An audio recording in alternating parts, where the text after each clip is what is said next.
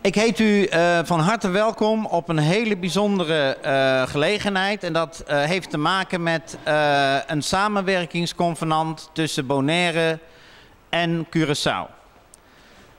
Hiervoor zijn een aantal bestuursleden van scholen van Curaçao hier aanwezig. Die zijn speciaal vandaag naar Bonaire gereisd.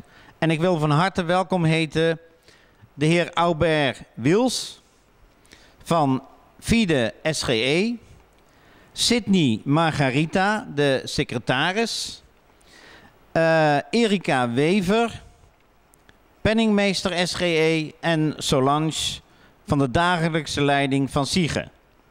Dan hebben we als partners in Bonaire uiteraard de SGB, die vertegenwoordigd wordt door Ron du Château van het SLP, die een belangrijke rol ook gespeeld heeft in de totstandkoming van dit convenant. En Inge Berbe van Forma, die ook mee gaat tekenen in dit convenant namens haar bestuur. Waarom is dat nou zo belangrijk dat wij dit doen en waarom is het belangrijk voor Bonaire en voor Curaçao? Afgelopen zaterdag was ik op een van de heuvels van Bonaire. En ik stond naast iemand en ik zag in de verte de contouren van een soort berg in het water, helemaal in de verte. En ik zei, wat is dat dan? En toen zei degene naast me, hij zei, dat is Curaçao. Ik was echt stom verbaasd. Ik ben hier nu een jaar en ik had dit nog nooit gezien. En wat ik zo leuk vind daarvan is, Curaçao, ja, dat als je hier woont, dan weet iedereen, Curaçao is in mijn buurt. Maar wat doe ik ermee?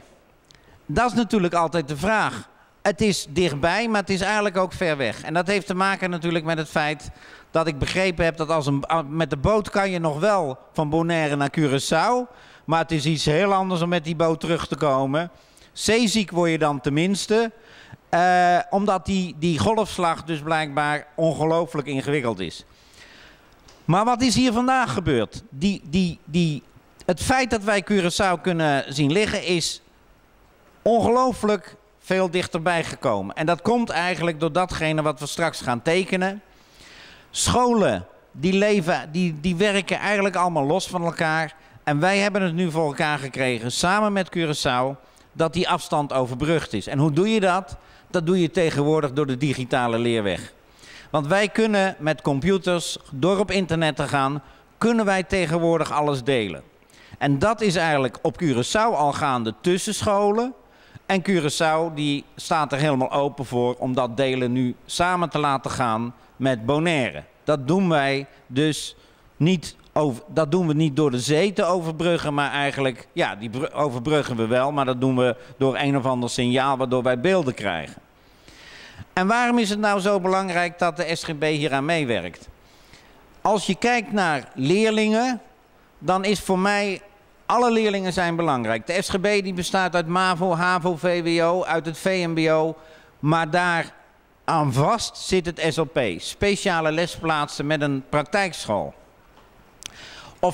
En dat zijn leerlingen, daar hebben wij goede leerinhouden voor nodig. Dat zijn, meneer Wils die zei net tegen me, die willen niet de hele dag in een boekje kijken. Die willen ook gewoon aan het werk. Die willen met hun handen aan het werk. En daar heb je goede opdrachten voor nodig.